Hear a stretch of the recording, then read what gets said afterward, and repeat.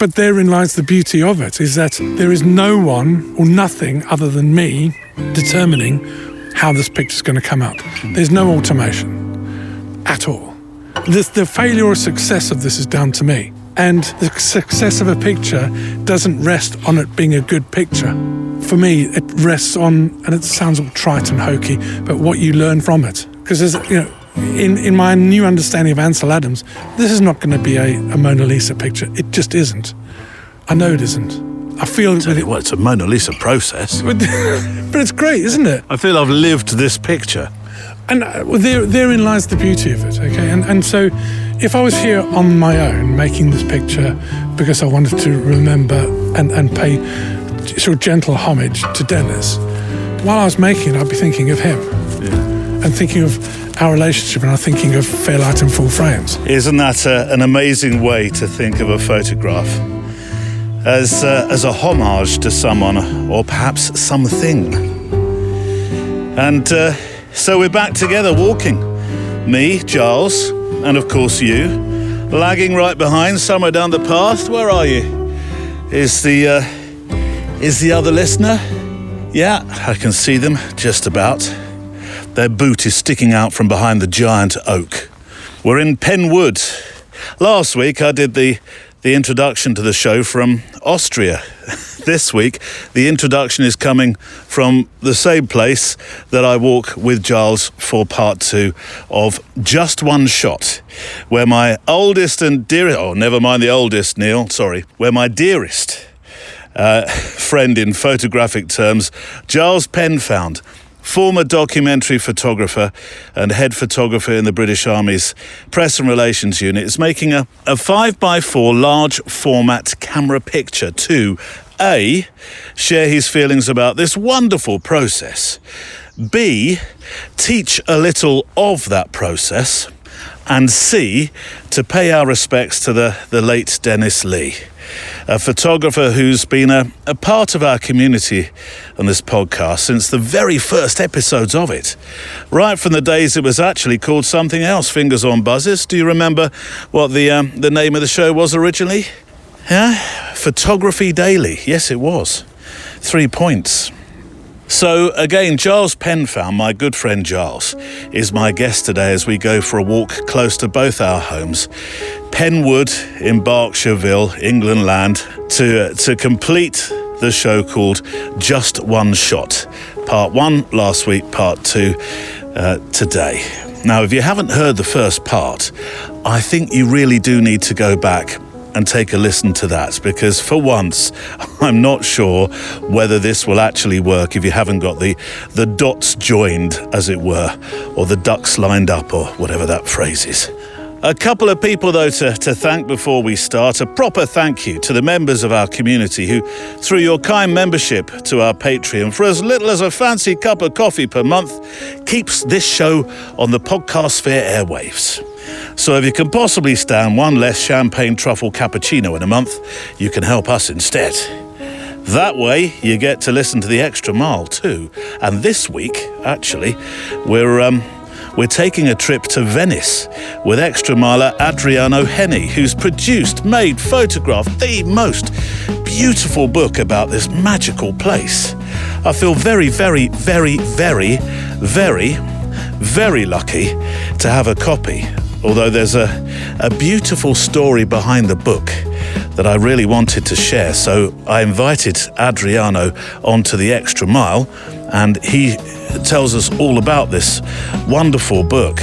It's possibly a chance, really, to learn how to make one that's unlike any other. And that's a good link too to arthelper.ai, who support this show. If you've got photographs sitting on a hard drive and you've wondered about actually selling them but don't know how to start, the marketing side, the mock-ups and the emails, that kind of thing, well, arthelper.ai handles all that stuff for you. Use the code PHOTOWALK at arthelper.ai for 30 days of the pro version free. So, I don't know about you, but I'm ready to start. So, checklist out for part 2 of our 2-parter on Just One Shot. Coffee, check. Candy to hide behind a tree. What? That will make more sense shortly. Check. Walking boots. Yep. Check. Have you got some spare film or an extra SD card? Check. I think, again, like last week, I said you'll need patience. Put that on the checklist, because this is a show about making just one picture across 2 whole weeks. So we'll put patience on there as well. Check. All right. Well, let's walk. Today on the photo walk. God, there feels like a certain amount of jeopardy in this whole process. It is. It's bloody fantastic. For me, if I've got to rush a picture, I'm not going to take it. I wasn't catching on very well there, was I? Neil, I love you, but so read the room. There's a possibility of having 1,000 negatives. I'll never shoot 1,000 negatives. Not at this rate. You want to get yourself one of them quick cameras, mate. You want one of these. You want one of these X100s. You want. How am I going to interpret that negative into a print? And so his thing was this beautiful thing of the negative is the score. What I would like to do is I would like to introduce people to how I feel. It's just part of this wonder of this process. It seemed very fitting and poignant, and like I say, it's all for Dennis. Right. This behemoth of a Manfrotto has been planted.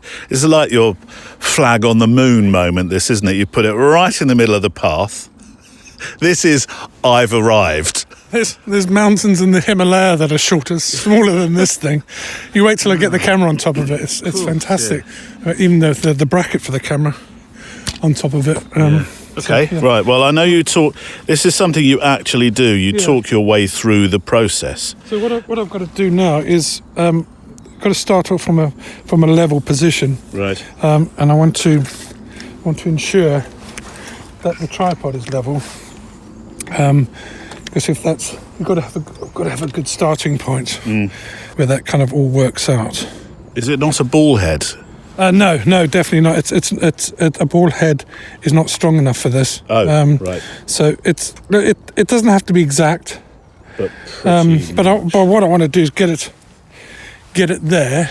I think that's going to be about high enough. What I have, it's a great tripod. This, so I think it'll allow me to go up to about 8 feet. I think this tripod, but it's really good. Can you go really low if you wanted to get a low? Yeah. These legs splay out, but then I can also reverse it, and I can put the head upside down. Oh, and okay. How does that work though with a plate camera? Well, you haven't. I mean, I've never done it before, but you can do it. So you end up lying on the ground, and The first day that you do that, I would like to come along. in a boggy trench. I will not be doing that just in sound. I will video that. So what I'm doing now is just again have a. Another last look through your viewer. Have a confirmation. So I'm working on a 150 here. Yeah. So I think I'm definitely going to go vertical. Now there are some. Why vertical? Because it suits the shape of the picture. Have you got the Japanese redwood in the background? Yeah, and if I went landscape, there's some not very Japanese redwood, Japanese maple. Maple, is it? Maple, yeah, maple. It's just as well we've got really good memories, isn't it? Yeah. And so there's a very bright area off to the left-hand side. Okay. Which I don't want it'll be distracting. So anyway, I know I'm roughly in the But right the light, area. the sun is behind us, so will that make a lot of difference to that light area? It sounds silly to say at the moment. I'm not interested in the light. Right. I'm more interested in figuring out and putting this whole thing, getting the scene together properly. Your notebook. And so I've got to get this right, because then. You need a little table or something to put everything on. Yeah, there's I actually, when I saw your Domka bag, I may get one of those. Yeah. Because I think that'd be nice to handle all the little ancillaries that I need. This is the Domk satchel. How are you supposed to say Domk? Is it Domkey? Domk. I should phone somebody from their company, really. See, one of the things I love is I've gone absolutely train spotterish, and I mean that in the best possible way, about all the gear that I use. And I've actually got these little things that I put around my glasses, so I can take my glasses off. And Well, you remember my story, don't you, of being Bucharest when I went into that shop, and I needed some strings on my glasses because I was looking at a display of road signs which looked really cool, and I thought, well, I'd quite like to take one of those home. And as my head went down to look at the one, my glasses fell off and it went onto the floor, and but my head had hit the display, and then everything came down on top of my glasses, and then instead of me just stopping for a second and taking note, I stepped on my glasses.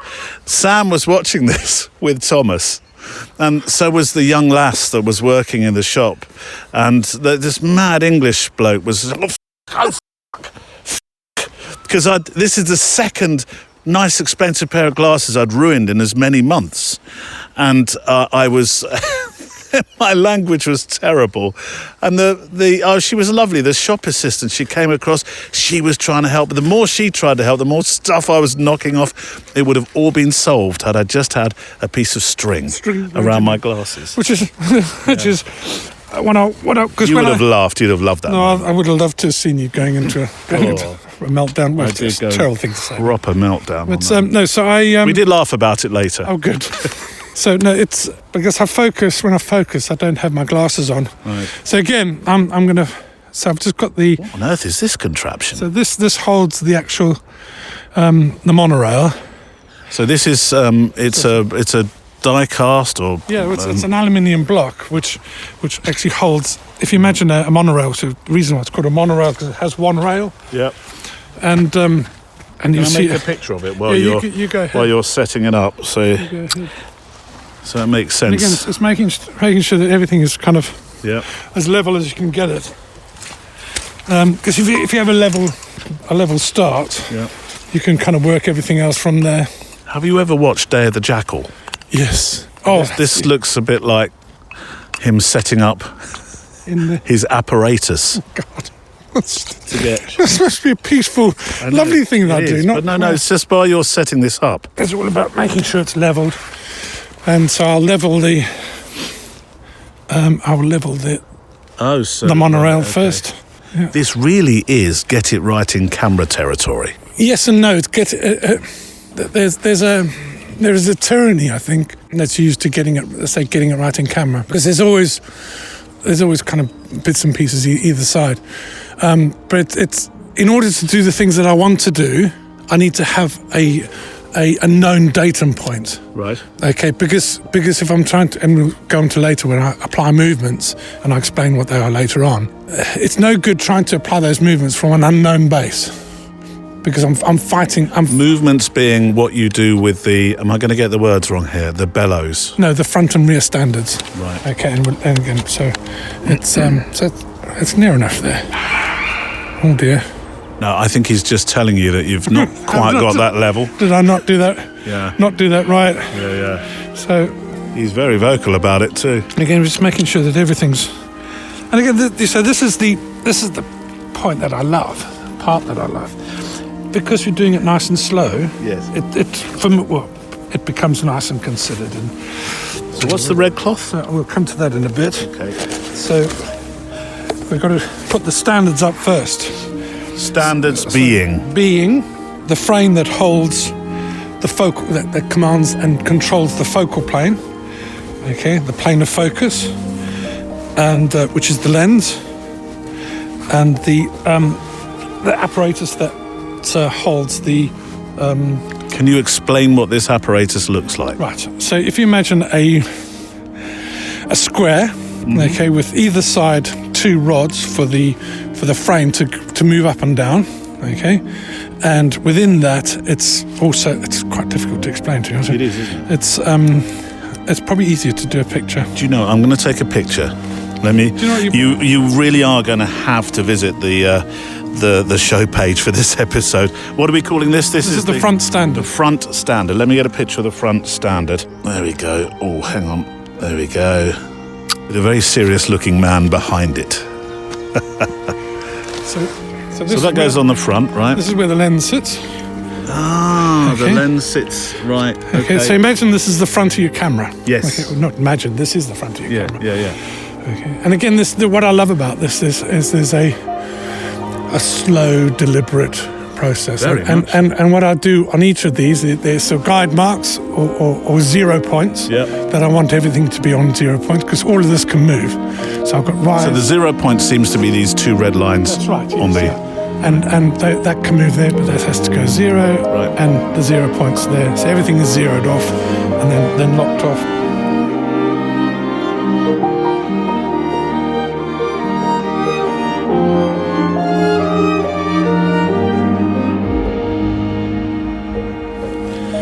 And so we've got the front standard up, and now we get the rear standard.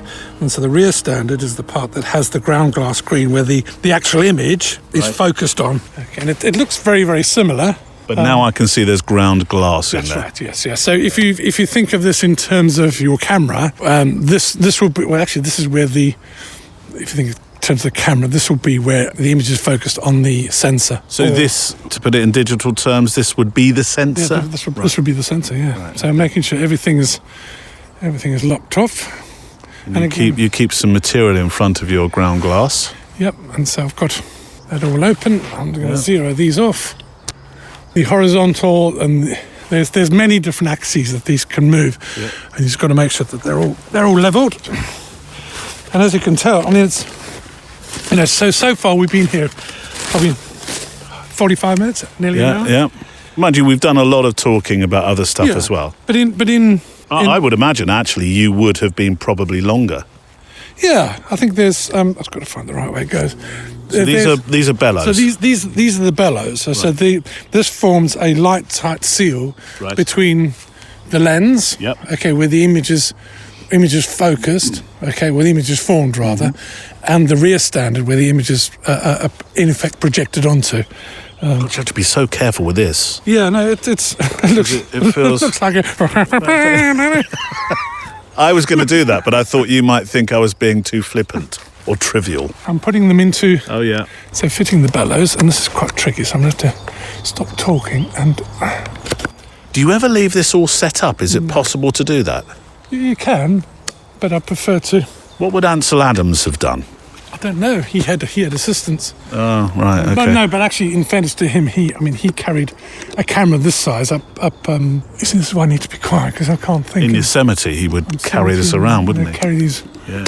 In the days when they used glass plates. There we go. So you can see there. So if I look this in, is perfect. So if you look there, So we have the front standard, the rear standard, but and you can see where the image is formed on the ground glass. Gotcha. Yeah. Okay, but if you come around to the back, this protection off. Okay, there's no. That's what you see, but there's no way of seeing the image. No, you can't see anything at the moment. So you need something. Let me just put these bags away. That's where the lens comes in. Yeah, that's where the lens. So you need. So Ansel Adams would have had his assistant would have been setting this up, and he'd have been down the mountain eating a cream egg. Oh no, absolutely not. No, no, definitely not. He set it all up. He did it all. No, he may have changed as he got older, but no, absolutely not. So here we have the lens. It's on a lens board. Yep. And so this is a 150mm lens, and it's exactly the same as any other lens, with the exception that the shutter is built into this lens. Oh. So the aperture and the shutter are integral to this. So when you operate this camera, you operate from the lens? Yes, yeah. Right. Well, you operate from everything, but in terms of exposure, okay, it's done on the front standard on the lens panel because it's on the large format lens. With the focal length, so 150 would be equivalent to what in full frame language? 50mm lens. Right, okay. Yeah, so it's kind of thereabouts. But when you did photograph with your full frame cameras, 50 I think was pretty much glued to your... that and the 35, which is pretty much what I've got here. So I've got a 90mm, which is about a 28, and a 50. Which is so it's all set up. It's all kind of ready to go. I think I took your 50mm to India last year on the M3. Oh, you did, didn't you? Yeah, you completely wrecked my trip this year by selling that camera. How very dare you? Very dare you. Sell those overpriced bits of shush, don't Kingsley start. clothes. Right, so what I've got here is a dark cloth. So this is the cloth that you go under when you're making the picture. And look, essentially, I think if we may be able to do it now. Essentially, we'll open up the lens, okay, and we can pretty much focus it. We'll get an image. Right, here we go. You can see. Let me have a Can you see that? Let me have a scooch around here. You can see the image. Can you see it? No, but then you're much taller than me. You've managed to make... So I managed to make really easy. So yeah, Giles can look there. I have to has anybody got a box?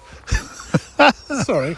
I could just see... It'll be easy when I've got the dark cloth on. So I can't see it very well. It's quite difficult to see, isn't it? I can't see it. Okay. No. So that's why you need the cloth. So by using the cloth... You've made the point. That's lovely. Thanks to, I'm going to give them a real good plug here. Go on. It's such a good plug, I can't remember the Intrepid cameras. Oh, they're brilliant. They make their own cloths? They make their own cloths. They make 5.4, 10.8 cameras, 5.7 cameras, and they're brilliant. They really are. So, what's the name of the company again? Intrepid cameras. Really, I will make sure I put a link on the show page. No, they're good, actually. They're a nice bunch of people as well. So I've got this lovely cloth which goes over the top. And again, for me, it's all deliberate. For me, if I've got to rush a picture, I'm not going to take it. No. Okay, there's nothing so important anymore that I have to panic myself, because if I know what I'm like, I'm not so used to this camera as I was my Leica. No. Okay, because it's going to take me years. Although you did learn 5.4 in the army. Yeah, so when we did our initial training, we learned all formats, and back then 5.4 was used as a technical camera for doing technical reports and on machinery and all the rest of it. Okay. So it was much more sort of technical industrial type photography. And we were taught brilliant instructors, but got to give him a shout out. A guy called Mal Price, the guy's a god, absolute god. Right. Anyway, but in terms of my work, I never really used it since then. So it just wasn't mobile. No, I didn't need it. I think I did a few group pictures on a 5.4. Yeah. But other than that, so we can, if we have a look at the. If you have a look at the back now. Right, now with the black cloth. Can you see the image a bit like Oh, now I can. Easily. You can Yeah. see it a lot better. Look at that. Yeah. But the point is, look, so there's nothing so important that I have to rush doing this. No. I deliberately want to take my time in setting up the camera and getting it right. Because it's not that awful thing, it's about the journey. Watch your back there. But, hello there. How you doing? Hi. Hi, I decided to go right in the middle of the path. I do apologise.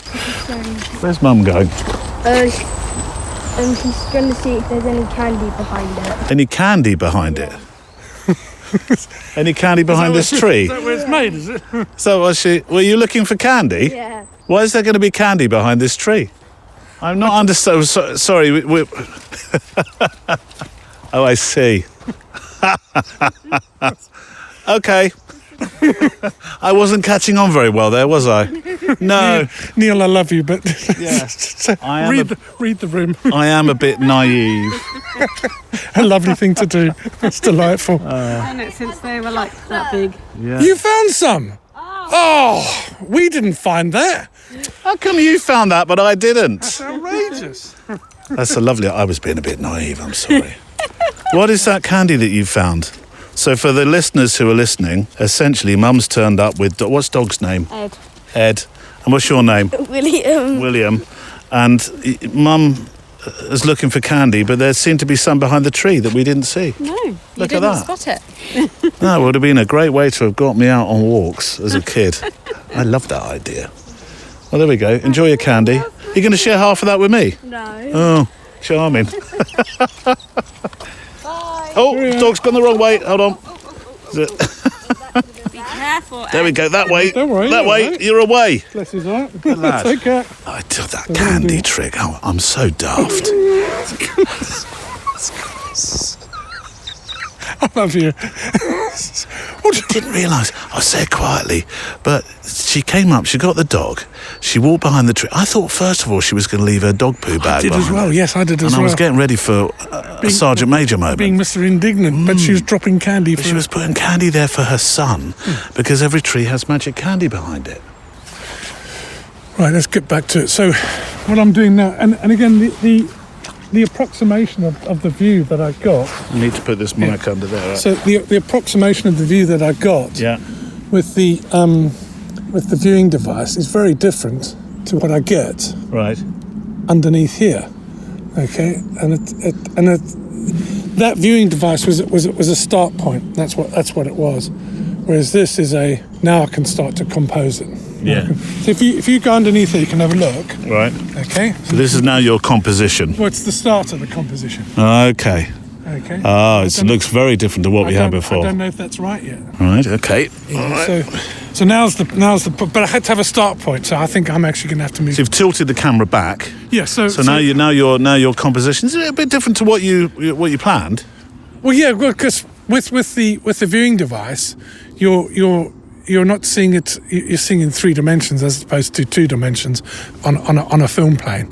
Yeah. Okay, so you're seeing it 2 dimensions on a film plane, but also still psychologically you're still zooming in. You're forgetting other areas. So what I'm going to do is, because I know we're going to have to move. Right. Oh, do you want me to help you at all here? Oh no, you're okay. So there is a strange scene watching a man walk around with a tripod with a cloth over his head. It does look a bit strange. It's interesting because I'm not seeing the picture. Oh. Just not seeing the picture. Now that I've got it there. Yeah. And it's all it's in its basic form. I mean, we can adjust it, we can change it, but it's not what I saw in my head. See, and herein lies the beauty of this. Right. And also herein lies the reality of lens choice.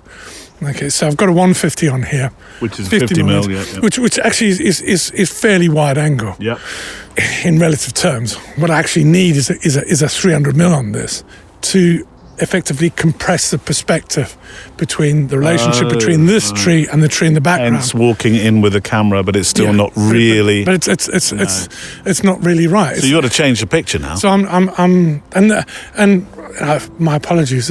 I'm almost going to start the process again. So, but now I know, having done the research, in effect, the research of those other ones, is I think there's a better picture to be had. Look, there's a great picture to be had here. Yeah. But I'm not going to. Not with this lens. But not with me now. Mm-hmm. With all the parameters that I have at my sort of disposal now, I know I'm not going to get this picture now because I'm not feeling it. Because for me to get this, I'm going to have to fight it. And I don't want to do that. So we're going to move the camera? So we're going to move the camera. Or is this episode called The Picture That Never Was Made? No, we're going to move the camera. I told you it was. Well, if we move it over there, we might find some candy. Because I'm told there's candy behind the trees. Really? Yeah, really. Well, how do you know that? Well, I don't know. The lady saw she went behind the tree. And the next minute, her son found some candy. That's amazing. Oh, yeah. Do you know whose is whose? No, there's mine. That was yours. You've just emptied my flask. Sorry. God, dear. Go off some people.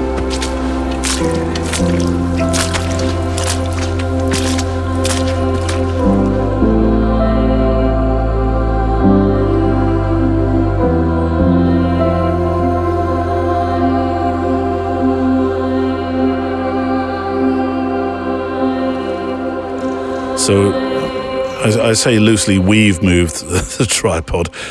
Giles moved the tripod, but I think you found a position. Yeah, I have. I mean, I assume that by the fact you just said, get in there. That does. I was kind of the original picture that I thought I wanted just wasn't working out right. There's the elements weren't right, so I've moved it to much closer to the main tree itself. Yeah. And then it's funny that as I saw on the ground glass, all of a sudden it's not the picture, it's not the finished picture, but the germ of the picture started. Right. And it's there. Right. And it's there. So I've got it kind of there now. So what I'll do is I'll go back to my procedure of leveling everything off. Yep. Because it's all over the place at the moment. Got a dog that's interested in us. It's well known that dogs love large format photography. Is it? Which breeds in particular? Labradors. Ah. They I'm not imagining I did not bring Barney today because he would just not have been patient enough. Bless his heart, he would have been very bored. He'd been barking with and asking for treats. And which is understandable. Mind you might have found a bit of candy behind the tree. Check the camera, make sure that everything's Check the lens. Okay. So is this where you start to select aperture and? No, God, not no. Nowhere even near that yet. Nowhere near Oh right, okay. You know, I've not even framed it up properly yet. Yeah. So what I'm gonna do is go underneath the focusing cloth and start to have a look. Yep. Get in there. That's just fantastic. But isn't that what we're all after as photographers? we're after that. Oh, get in there. So, right, I'm going to show you something. So, if you... Right. You're two men sharing a dark cloth. Yeah, I got it, right, yeah. So if you look in there, as you can see, it's too high. Yes. Okay, so by moving the rear standard, I can lower the rear standard to slightly. Can you see the difference that made? Oh, yes. Okay. So you... Okay, see if you imagine... Let me get further on it. Oh, yeah, now I got it, yeah, properly. Yes. So if you imagine your lens... Yeah. Okay, every lens projects a circular image, okay? But within that image, so with whatever frame size or ratio you have, this is 5:4, the 5x4 frame will appear within that covering circle, right? Okay? If the covering circle is wide enough, it'll allow you to move that frame around within that circle. Do you understand what I mean? Okay, yeah. Yeah, so by using the front standards and the rear standards, I can change without moving the tripod, moving it up and down. I can use the front and rear standards to slightly move it slightly down or slightly up. I think I get that. But you got to be careful, because if you move it outside of that circle, okay, that's the frame. If you move it outside of that circle, you can start to get vignetting. Right. Because it's not projecting the proper image. Okay. But the whole idea of this is to use as minimal movements. And you're avoiding the vignetting. Well, yeah, you want to God, in Lightroom, I just plaster vignettes on everything. But also, this is what I love about photography is because there is no... Oh, sorry, just hang on a sec. Look at that light on that tree there. Look at that one over there. Oh, yes. Now, by the time I even thought about taking that, it would be gone. There's no way you'd... But mind you, with my little X100, hold on, I can get that nice and quickly. That's what you need. Yeah, so within there is no right answers. So, you don't want to do that because you can get vignetting. If you know that vignetting happens, you can use that as a creative element if it was needed. So you could choose to put your vignettes if you wanted. If you wanted to. So if you can use something negative within the attributes of the sort of technical side of the lens, you can use it to your advantage. So that's one of the great things about it. Okay.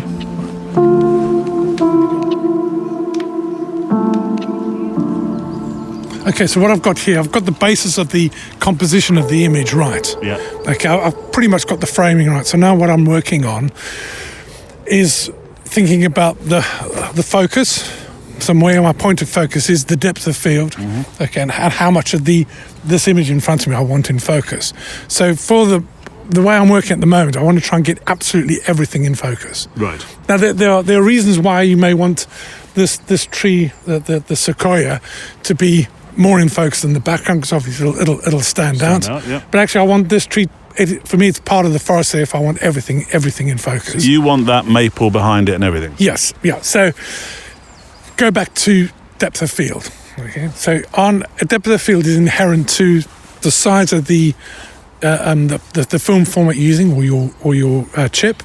Okay, so the smaller the chip, the greater the inherent depth of field. The wider angle lens you use, the greater inherent depth of field that you've got. Okay, so I'm using a 5x4 camera, so 5x4 inches. The inherent depth of field on a 150mm lens is much less than you're going to get on your Fuji. Okay, so and it's also good to kick the tripod. Yeah, sorry. That's you have to do that. He just looked at me. I feel like that student who's just overstepped the mark. Sorry, sir. Right. So, by I'm not going to go into too much detail, but by changing the way the front and rear standard are aligned, okay, either by using tilt or shift or swing, Right. okay, you can particularly so. Right, let's look at the back standard. I want the tree to be vertical. So you've taken pictures of buildings. You look up. Yeah. They're converging And then they verticals. converge, yeah. Okay, so I want to get away with that. So I'm going to have the rear standard controls shape of the image. So I want the rear standard to be properly vertical. I'm going to change it in a sec. Okay. Okay. The front standard controls focus. So the front is about focus. Yes, yeah. The rear is about shape. The rear is about shape. Now I'm beginning to get this. So in a 35, in a standard camera, both those planes are fixed. Okay, you can't change them. So unless you have a bellows lens or something. No, well, you can get a tilt and shift lens or a lens baby, something like that. They optically change it. But what you're able to do physically is change the focal plane and the image plane. So I'm going to make the image plane vertical, so I know everything's horizontal. Yeah. And by changing the focal plane, by doing a sort of focusing it and then changing it, focusing and changing it, I'm able to get the nearest and the furthest parts of the picture in acceptably sharp focus. Right. So we have the picture. Yes. We have the composition. Yes. Now, what have you now fetched out the bag? A loop. So that's the last remaining bit of Leica gear that I own. It's a loop. I know you haven't taped over the word Leica. No, I've just taped it. So it's because you can focus this. Right. So it maintains it as focal point. I've got the framing pretty much where I want it to be. Okay, it's going to change slightly, but pretty much what I want it to be. I've ensured that the rear of the camera is vertical, so where the image is formed. Okay, so that the rear standard control shape. So no, that's going to be vertical. So what I'm looking at now is focus, okay, and detail. So I'm going to choose my principal point of focus, and then from that, using the front standard, and in this regard, I'm going to use front swing. So I'm going to change the angle of the focal plane so that I get this tree and the Japanese maple. While we're doing all this, the Four Seasons, of course, will pass over. I'm going in. Back under. Going. Once more, onto the breach, dear friend. Breach, yeah. Right. Oh, God, this is lovely. So what I'm doing now is just making sure pretty much that the composition that I want. I tell you what, anybody coming past us on the path hearing, oh, look at that, get it, yes, war. No, I'm going to stick with my original composition.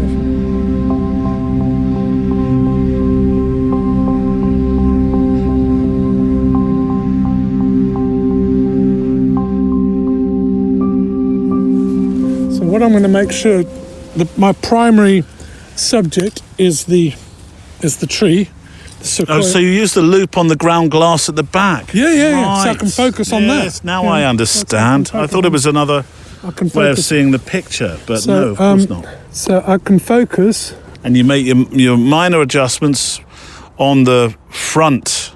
On the front element. On the front element by what you're seeing through the loop that you've pressed up against the ground glass. Now I'm getting it, see? Right, so here we go. Now, because I made the rear standard vertical, okay, pretty much, and okay, that tree's not necessarily vertical if you look at the base and you look at the top. Would you like me to move the tree? Oh, yes, please, about an inch to the left.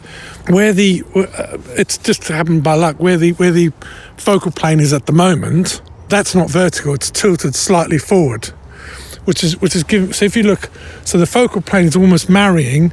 If you look at the base of the tree, there's a difference, but probably about 2 feet. If you draw a line perfectly vertical to the centre of the tree, there's about probably a 2-3 foot difference.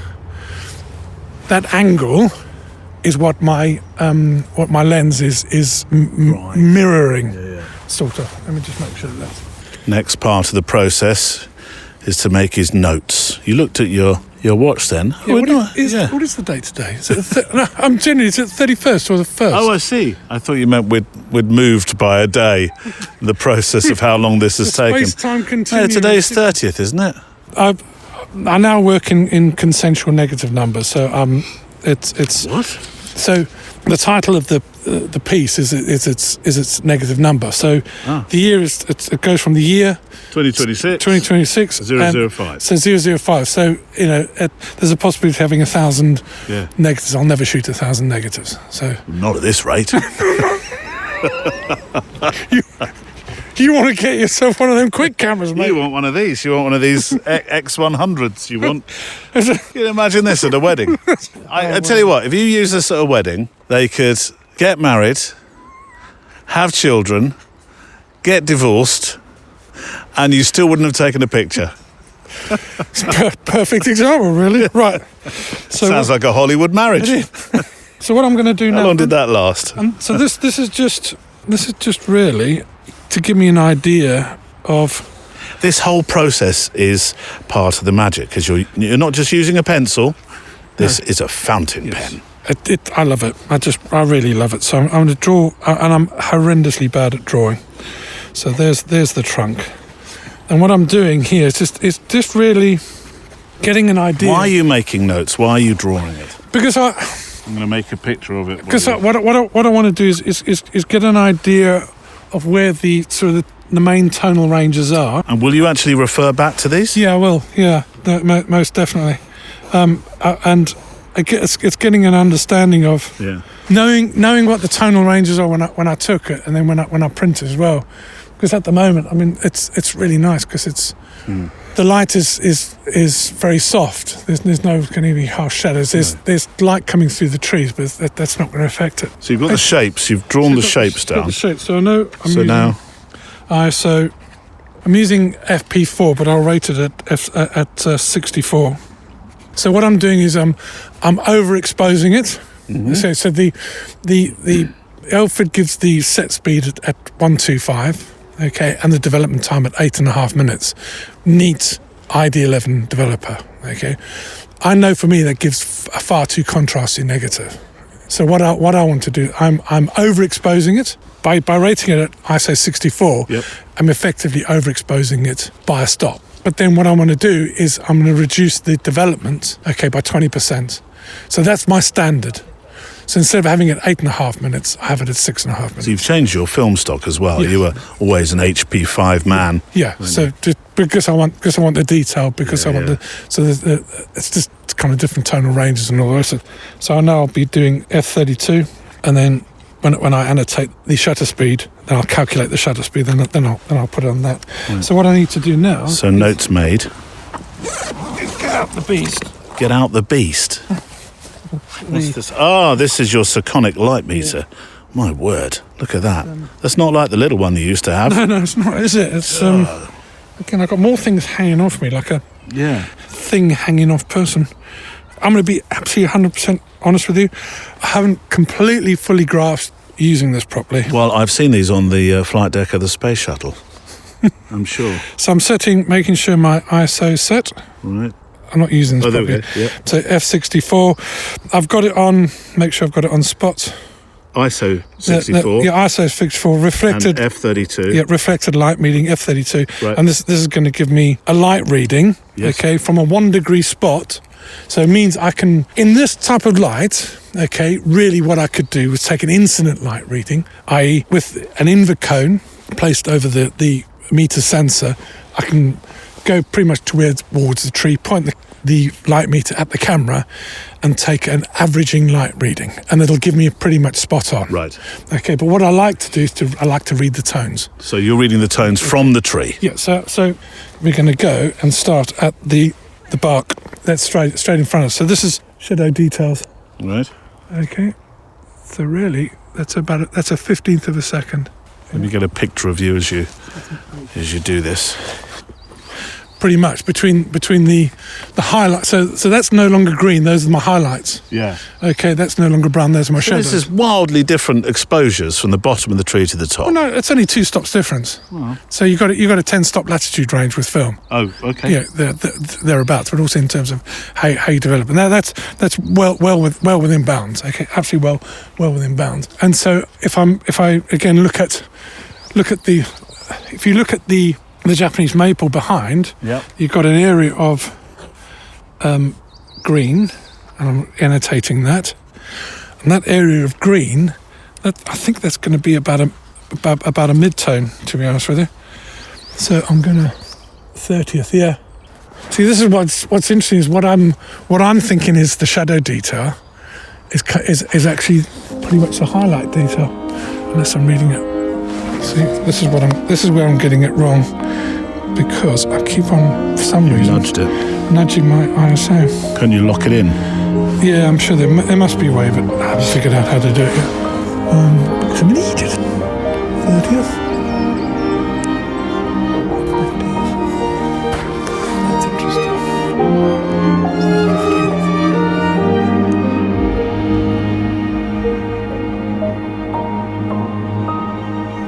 So we spent a reasonable amount of time with the light meter, Yeah. working out what the exposure was going to be, and it's different to what you expected now. Yeah, because I got it wrong. So, Right, okay. But this is what's fantastic about this process and where I am. So before we were reading it, we said, "Oh, that should be darker. That should be brighter." It wasn't making sense. What wasn't making sense was I was reading the light meter wrong. Ah. Okay. So now, if again, that's this fantastic thing about learning. So if I take a reading on the shadow area, it's 8 seconds.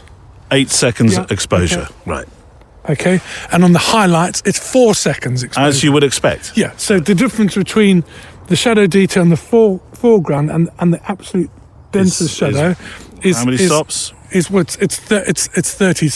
The other one is 30 seconds. So it's like you're looking at about 2 or 3 stops difference. We've got 10 stops latitude. Yeah, so we're absolutely fine. So what does that mean you would choose in terms of your exposure time? So I'm going to choose an exposure time of 15 seconds. Right.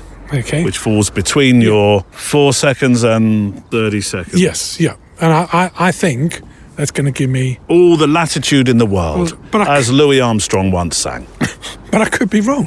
We have all the latitude in the world. So It's one of his famous songs. So there's guesswork and hope work here. No, it's not hope. It's learning. Yeah. Yeah. So I'm going to go 8 seconds. Right, okay. 8 seconds now. Yeah, 8 seconds. Okay. Right. 8 Right. seconds at f32. Right. Right. But because there's a thing called reciprocity failure, so between 1 second and a 10,000th of a second, you don't get any real effect if you change your time. Right. Okay, so if you have, let's say, a 30th at f5.6, okay, or a 60th at f4, it's going to be the same effectively the same exposure. You go over a second, okay, there's a that reciprocity, i.e. one marrying with the other, that doesn't work. Okay, so you have to factor that in. So it's not 8 seconds. I've forgotten the calculations now because I haven't probably done it in my notebook, but it's about another stop. Another 10. How long in seconds? It's about another 10%. Right. Okay, you're looking at another Okay. 10%. Right. So I said 8 seconds. It's going to be I'm going to do it for about 15 seconds. Okay. Okay. So I know my exposure is 15 seconds. 15 seconds. Before So that, I've got all this stuff dangling over me. Get the film out, which I've loaded a single sheet. God, there feels like a certain amount of jeopardy in this whole Oh, it is. process. It's bloody fantastic. It really is. So what I've got to do is, at the moment, you see the lens is open. Yes. Okay, I've got to close the lens. Lever on the front. Yep. Okay. Yeah. Okay, I've shut it down. Okay, I put the dark slide in. Yeah. Okay, and covering it up a bit. It's light side, but I'm covering it up a bit. I'm going to take the dark slide out. This enables light to get to the film. Yep. Okay, so I have the dark side in my hand. I have a cable release. Cable release. Yeah. So that goes into the top. I can see that. That goes in there. You don't want to move the camera at all now, do you? No, this is the thing. You've got to be nice and careful. Okay. So this is the point. I'll just go through. I'll check everything's right. It's okay. So, Like a pilot's checklist. so I'm going to Before lift off. set the shutter. Yep. Okay. To T. So Right. T means if I press the shutter, I'll leave it open. I press the shutter release again. It'll And close. it'll close. Yeah. So I've got to make sure at the moment I'm 5.6. I'm going to go to f32. Do you hold your breath when you press? Sometimes I do. Let's go. The good thing with the T, Yes. okay, is that it means I can fire the shutter and I can let go of everything. Right. So I'm not connected to the camera at And all. where's your timer? Okay, it's my watch. Oh, right. Or it's Mississippi's or however you count 15 seconds. It's Yeah. fairly. So I'm gonna cock the shutter. Right. The Okay. shutter's cocked. Everything's ready to go. Just checking my settings. Do you go back under the screen for the under the? No, because I can't see anything. No, you can't. Right. Of course you can't. Stupid question number one. I'm going to go for 15 seconds. I'm going to stand well out of the way. Yep. And go.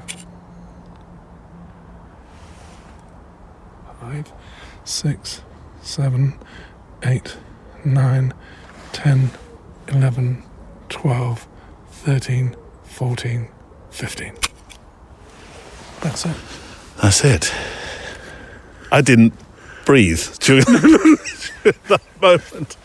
So this is what I adore about this whole process. You know, my life as a, you know, be honest, a really successful documentary photographer, blah, blah, blah, blah. My cameras were second nature to me.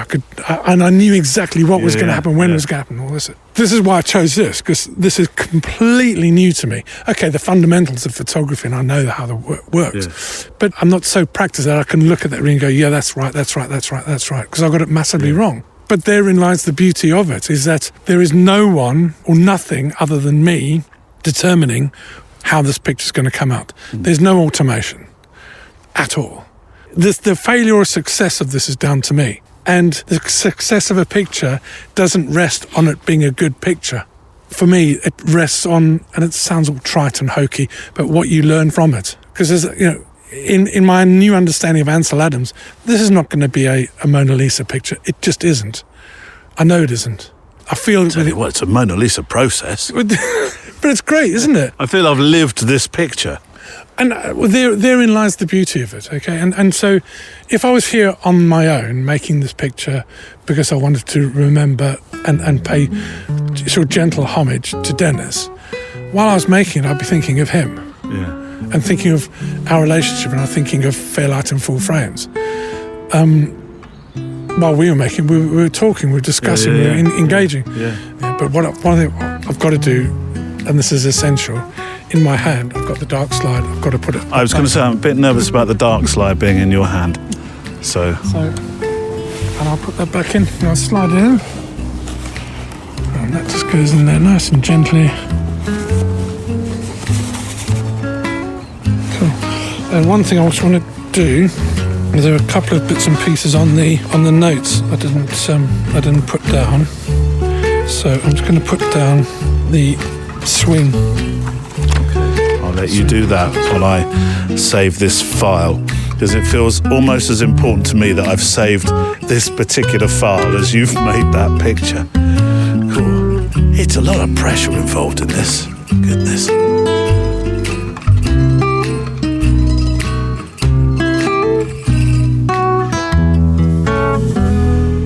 An altogether different sound now, because we're in the dark room. We're in Narnia. I love your sign that you have, that you close the door and put Narnia on the outside if you're producing anything. If you're in the dark room and the red lights are on, and then you turn it to Newbury, don't you? So you can come in. If it says it's Newbury. green, if it says Newbury, you can come in. And if it says Narnia, that's thanks to Nicola, because she came up with that. I would put Narnia on mine all the time and not let people in. Funny you should say that. I have a little light, an on-air light, which is when I'm recording interviews, and you can see it from the house. Sometimes I just leave it on for a little bit longer. I have this kind of I don't know, stupid thought of because you can get companies that do neon signs, can't you? They'll make up neon signs. And I've got this lovely idea of doing a neon sign out there saying Narnia. Narnia. I don't know if this copyrighted or somebody's going to be after me for using Narnia. Probably, yeah. Well, we didn't go through the whole darkroom process to produce the print, the exposure that you've just made.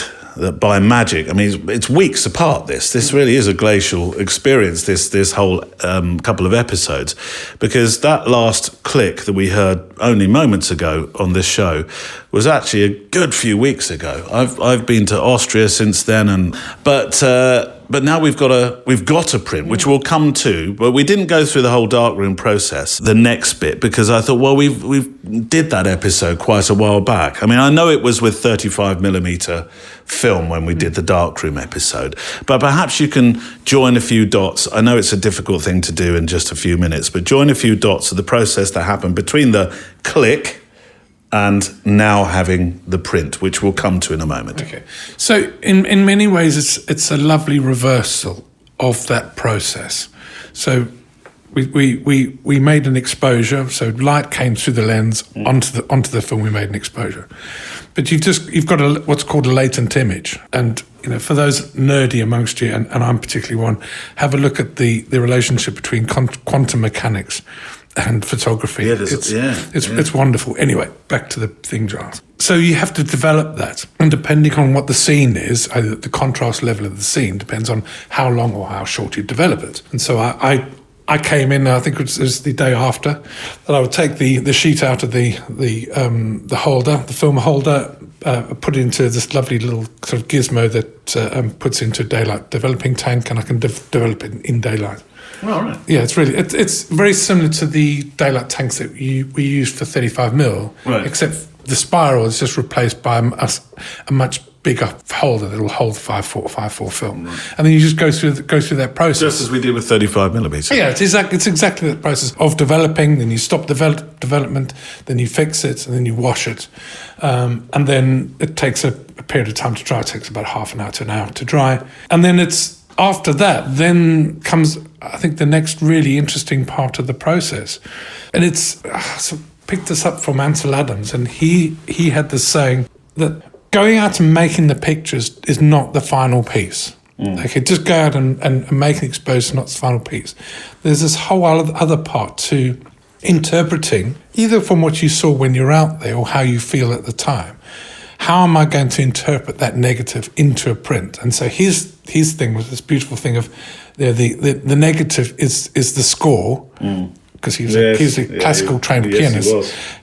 But the print is the performance, and I love that. I love that sort of gentle side. We mentioned this through the show. I'm just saying that now in case we did, because this whole thing of recording this across 2 or 3 weeks now, I'm trying to remember what we did and didn't mention. If you've heard that already, you will know why. But I like this idea, though.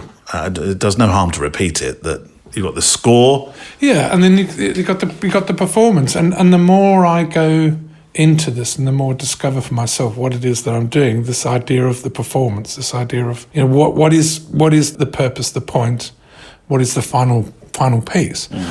It's almost like it's almost a reversal of the making of the print, the taking of the negative. You make the print, and so you shine light through. Put the negative into larger, shine light through it. Initially, I make a contact print. So it is as it says. You put a bit of photographic paper underneath the negative, put it under glass, and make a contact print. Yep. And that's just a standard.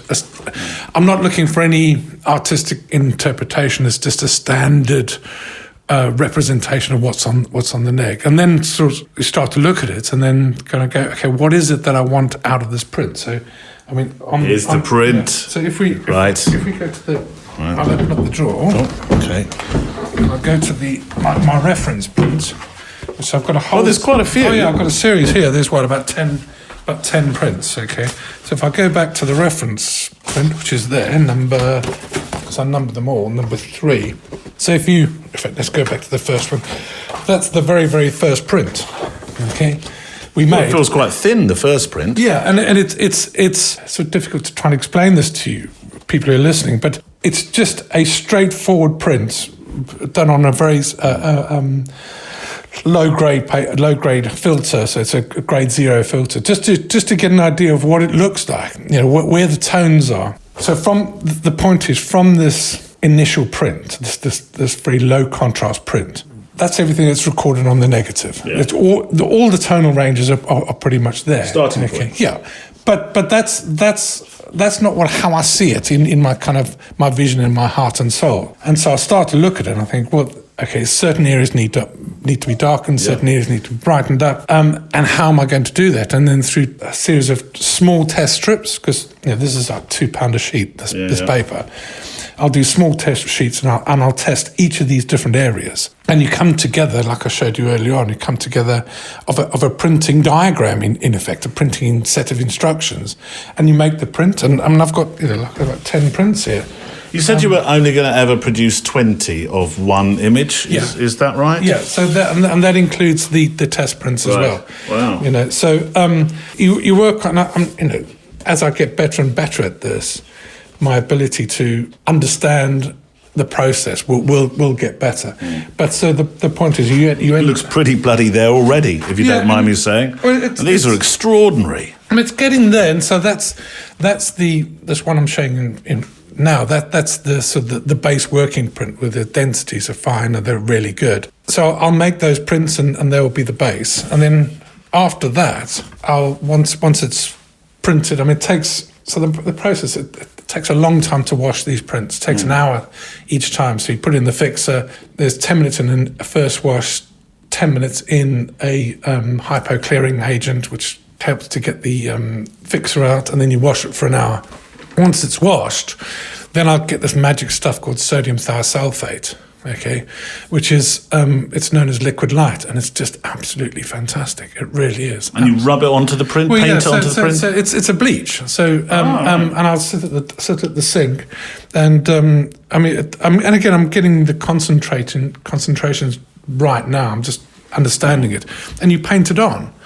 And depending on whether you mix it with fixer or not, depends on, because what you can do, what I've found... Is that what's making the detail come out? No. The detail is from the quality of the negative, because it's 5x4. Yeah, but the detail on this looks a lot more. On the final one, the one that we're going to show on the website, on the show page, it's almost like you've, I don't know, turned clarity up. I suppose in a way that's what you're doing. What I've been doing through this liquid light is changing the contrast in the medium tones. So you're bleaching it slightly, And the great thing about this is if you go a bit too far, what I've found out is if you just put a bit of developer on, it'll bring it back. Yeah. So there's a real it's almost like an undo. Right. There's a lovely magic to it. But actually, the magic I've found is not going too far, not bleaching too much, doing it very, really gradually. And each print probably takes about half an hour to an hour to bleach, because it's just nice and slow and gentle. And I put on, but if I started listening to soundtracks of thunderstorms when I'm printing. That's great, mate. It's just up there with anybody outside your room's thinking, what the hell is going on in Narnia? All I can hear is a thunderstorm from, I don't know, the Midwest. It's lovely. It's just. This is beautiful. It's come up beautifully. Are you happy with it? I love it. I really do. And it's a start point. This particular print, you can see I bleached it too much, so there's a discoloration. So you learn from that. So once you've bleached it, and then I'll selenium tone it. So selenium is a heavy metal. You've got to be really careful when you're toning prints with selenium. But what it does is it replaces the silver content with selenium content, and it makes the much more archival process. But it gives it a slightly cooler tone, or depends on the dilution. You can actually make it quite purple as well. But the point is, the difference between those two prints. Where's your picture? The difference between your two prints is quite dramatic.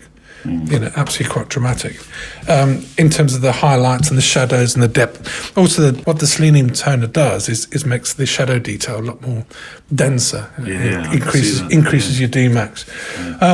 But it's a process. And look, this is what you do in Lightroom. You'll change your blacks and your midtones and your shadows and all that. But I'm doing this now physically.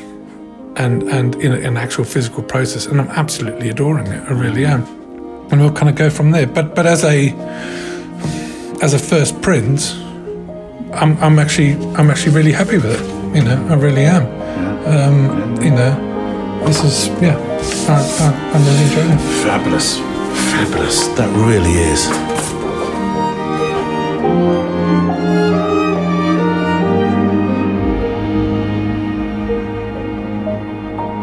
When we were last in the darkroom making the show, the 35mm prints, they were the ones that I brought back from India last year from, I think that was a Jodhpur, actually. Jodhpur, was it Jodhpur? Or maybe some of the... Oh, it might have been some of the very, very first ones. I know where it was. It was the wrestling picture of the guy that ran the wrestling school in Delhi. Anyway, I did get to thinking that I know you love India. This huge apparatus that you now own.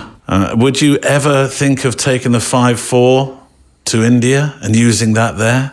I don't know.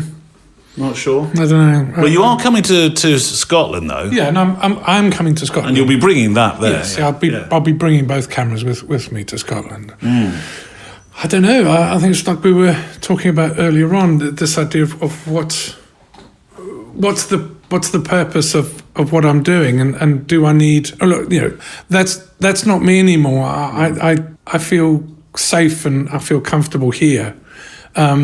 Not that I'd love to go and photograph the Himalaya. I'd love to, my goodness, to go to the American Northwest and photograph the American Northwest. Yeah.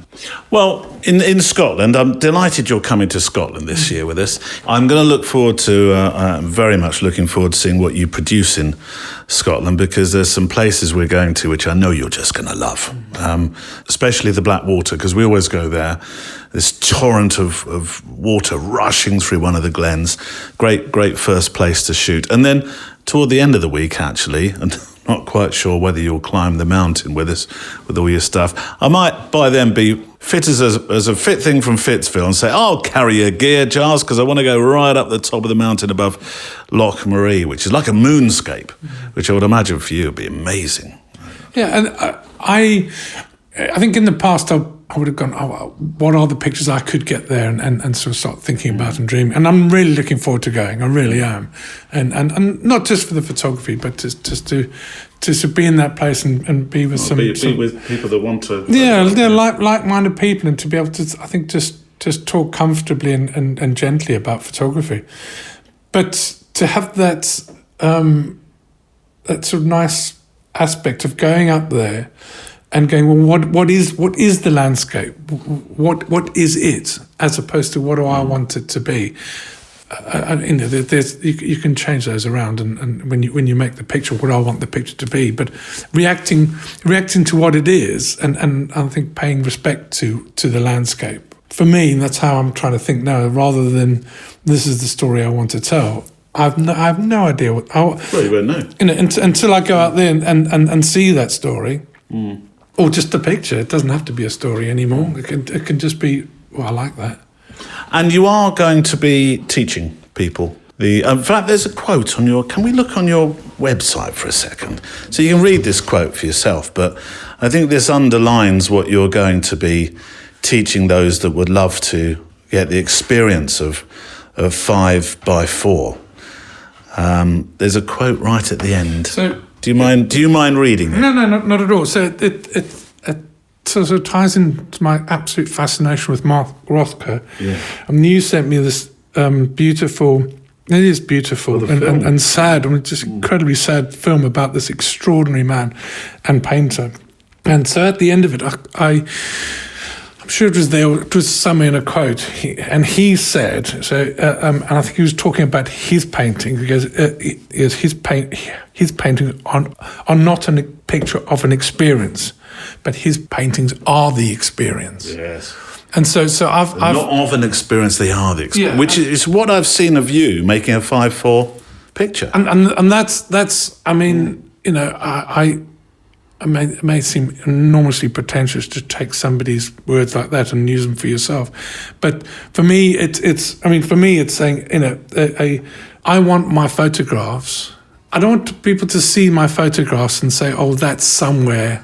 That's a picture somewhere. I want people to see my photographs and go, that's the experience, that physical print that they hold in their hand. And that's what you're going to teach people. What I would like to do is I would like to introduce people to how I feel, how it's just part of this wonder of this process. So the idea that I have is I'd like to invite people to my home to spend 2 days with me, and it has to be 2 days. So in the first day we will go out and we will in the sort of local area we will make one frame, like we did. Yeah, and we will discuss, and we will find something that is of interest to the guests. But it is about a slow process, about showing them what it's like using these cameras, about this seemingly really simple process, but actually it's quite complicated in terms of meter reading, framing everything up, we've done. Everything we've done in there. Come back, and then the next day we go and have a print. So the idea is not to come on this course just, I want to take a picture like Giles. It's absolutely not that. It's not about trying to recreate what I photograph. It's about coming and having this experience of geologically slow photography, of taking that time within yourself to with my guidance and with my experience to be able to make this picture, but slowly, gently, and then the next day make a print. Well, I'm going to leave the end of the show, really. I want the last words at the end of the show not to be mine, not to be yours, but actually to be Dennis Lee's, because I have had the pleasure to record a couple of conversations with Dennis across the years. A very valued member of our community, the late Dennis Lee. And thank you for finding that tree, going out and doing the work and finding a giant American redwood. Yeah, no, it seemed very fitting and poignant, and like I say, it's all for Dennis.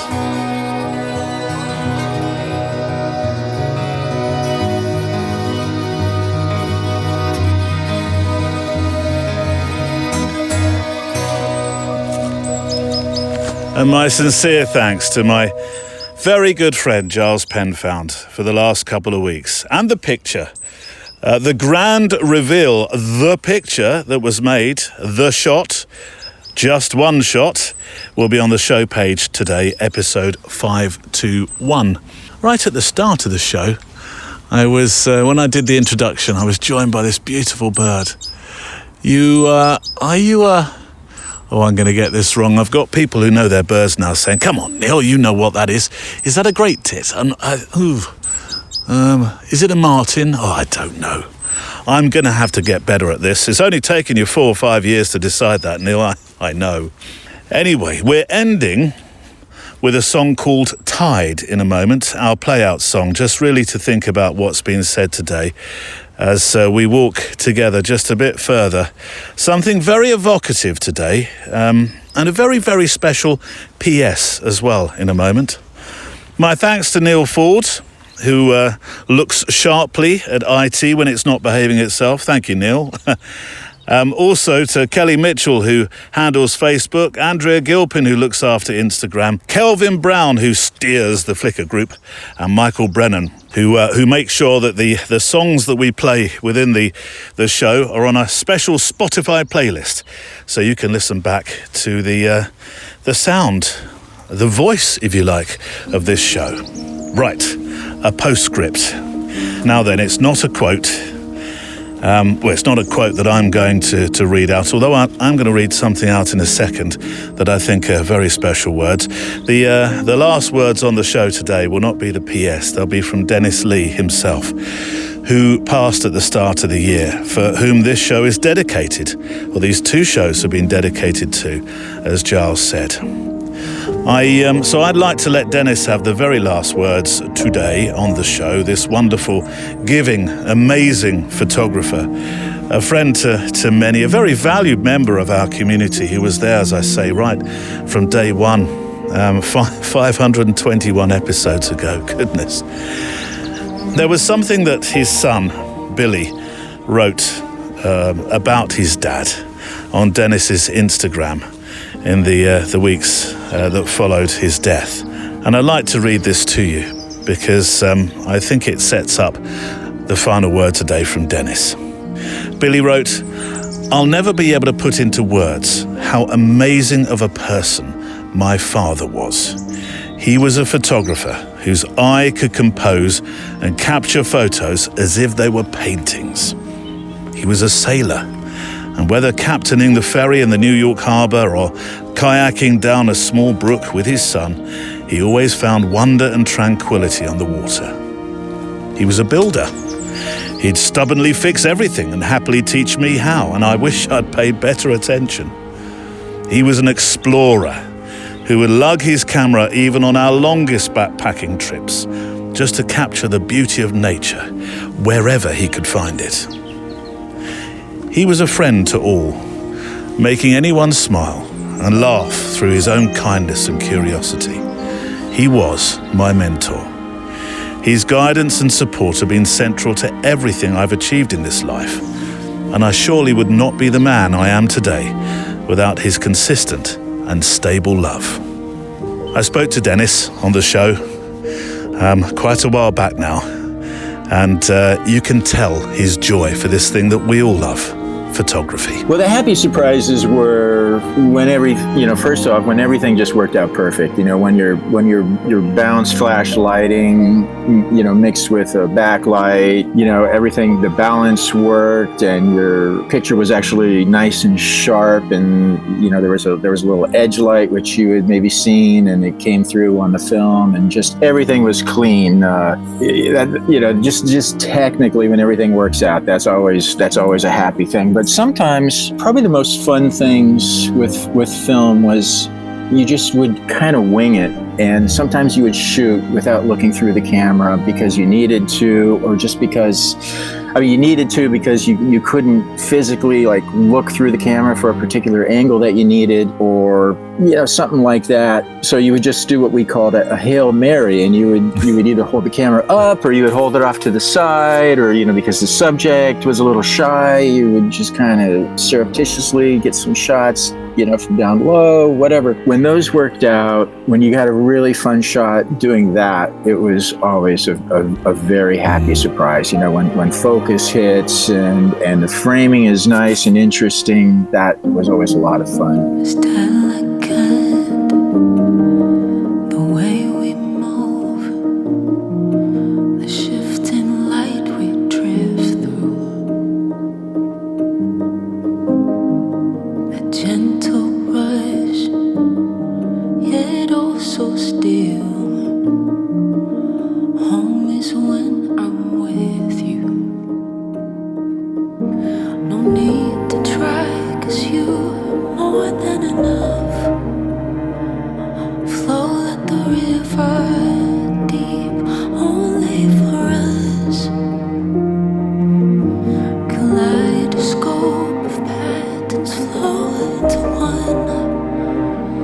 Come together